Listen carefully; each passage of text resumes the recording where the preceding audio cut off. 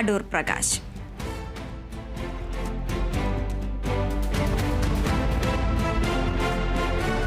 തരൂരിനെതിരെ അടൂർ പ്രകാശ്, തരൂർ പാർട്ടിക്ക് വിധേയനാകണം.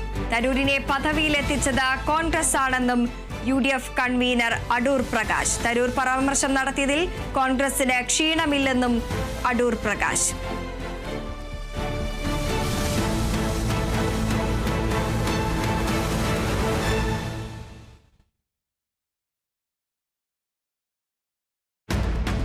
തരൂർ വിഷയത്തിൽ പ്രതികരണവുമായി UDF കൺവീനർ അടൂർ പ്രകാശ്. തരൂരിനെതിരെ രൂക്ഷ വിമർശനം. അടൂർ പ്രകാശ് എത്തുന്നു. തരൂർ പാർട്ടിക്ക് വിധേയനാകണം. അതോടൊപ്പം തന്നെ തരൂരിനെ പദവിയിലെത്തിച്ചത് കോൺഗ്രസ് ആണ് എന്നത് അദ്ദേഹം മറക്കരുതെന്നും അടൂർ പ്രകാശ് പറയുന്നു. തരൂർ പരാമർശം നടത്തിയതിൽ കോൺഗ്രസിന് ക്ഷീണമില്ലെന്നും UDF കൺവീനർ.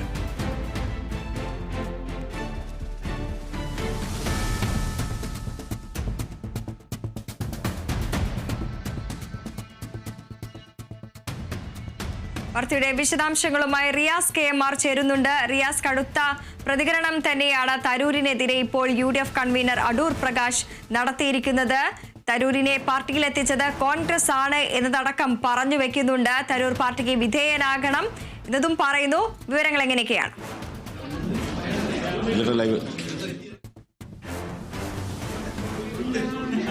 ശശി തരൂരിനെതിരെ ശക്തമായി തന്നെ ആഞ്ഞടിച്ചിരിക്കുകയാണ് UDF കൺവീനർ അടൂർ പ്രകാശ്. ശശി തരൂർ വളയത്തിന് നിന്ന് പുറത്ത് തീർച്ചയായും ശശി തരൂർ വളയത്തിന് പുറത്തു നിന്ന് പ്രവർത്തിക്കുന്ന ഒരു സാഹചര്യം ഉണ്ടാകരുത്. തരൂർ പാർട്ടിക്ക് വിധേയനാകണം. മാത്രമല്ല, വളയത്തിനുള്ളിൽ നിന്ന് എന്ത് പ്രവർത്തിക്കുന്നതിലും തെറ്റില്ല. പക്ഷേ വളയത്തിന് പുറത്തേക്ക് പോകുന്ന ഒരു സാഹചര്യം ഉണ്ടാകരുത്.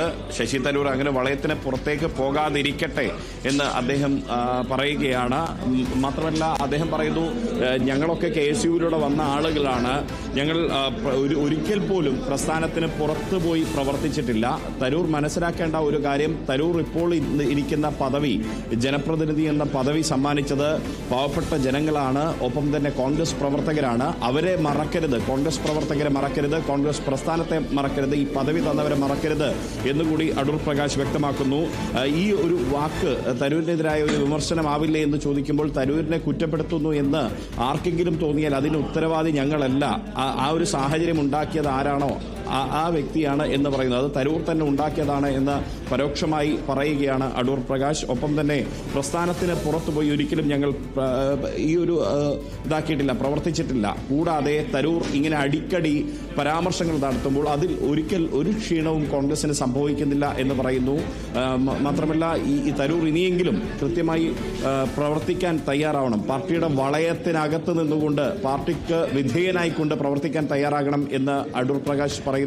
മറ്റൊരു കാര്യം, മുന്നണി വിപുലീകരണവുമായി ബന്ധപ്പെട്ട ചർച്ചയാണ്. ഇന്ന് അദ്ദേഹം കോഴിക്കോട് എത്തിയപ്പോൾ RJD നേതാവായിട്ടുള്ള MV ശ്രേയംസ് കുമാറുമായി കൂടിക്കാഴ്ച നടത്തിയിരുന്നു. അദ്ദേഹം മാതൃഭൂമിയുടെ മാനേജിംഗ് ഡയറക്ടർ എന്ന രീതിയിലാണ് കൂടിക്കാഴ്ച എന്നാണ് പറയുന്നത്.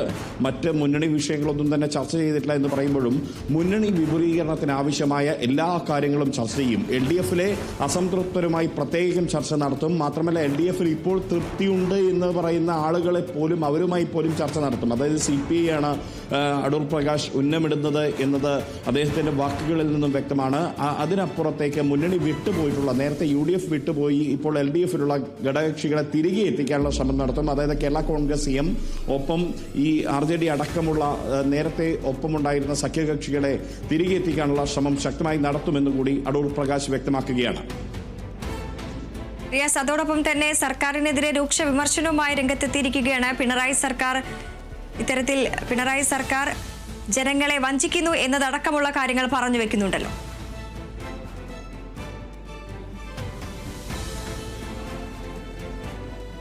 തീർച്ചയായും പിണറായി സർക്കാരിന്റെ 4ാം വാർഷികാഘോഷത്തിന്റെ പശ്ചാത്തലത്തിൽ നിന്നുകൊണ്ടാണ് UDF കൺവീനർ സംസാരിച്ചത്. അദ്ദേഹം പറയുന്നത് പിണറായിയുടെ ദുർഭരണത്തിനെതിരെ UDF കരിദിനം ആചരിക്കും എന്നുള്ളതാണ്. നാളെയാണ് കരിദിനം സംസ്ഥാന വ്യാപകമായി ആചരിക്കുന്നത്.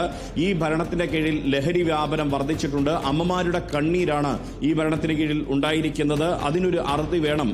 മാത്രമല്ല, ഈ ഒരു വാർഷികാഘോഷം ഇങ്ങനെ കൊണ്ടാടാനുള്ള ഒരു അവകാശം ഈ പിണറായി സർക്കാരിനില്ല. സംസ്ഥാനത്തിന്റെ സാമ്പത്തിക നില ഏറ്റവും മോശമായ നിലയിലാണ് ഇപ്പോഴുള്ളത്. മുൻപുള്ളതിനേക്കാൾ വലിയ മോശമായ അവസ്ഥയിലാണ് ഇപ്പോഴുള്ളത്. മാത്രമല്ല, ഈ സർക്കാർ കേരളത്തിലെ ജനങ്ങളോട് നീതി പുലർത്തുന്നില്ല. ആശാ വർക്കർമാർക്കും തൊഴിലുറപ്പ് തൊഴിലാളികൾക്കുമൊന്നും അവരുടെ കൃത്യമായ ആനുകൂല്യം ലഭിക്കുന്നില്ല. ആശാ വർക്കർമാർക്ക് സമരം ചെയ്യേണ്ടുന്ന ഒരു സാഹചര്യമാണ്.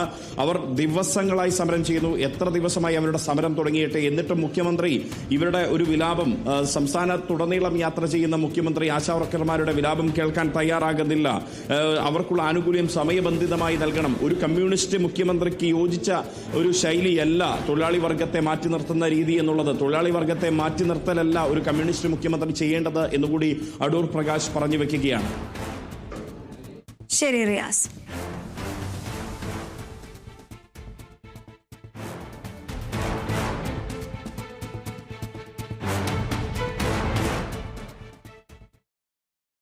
കോഴിക്കോട് പുതിയ ബസ് സ്റ്റാൻഡ് കെട്ടിടത്തിലെ തീപിടുത്തം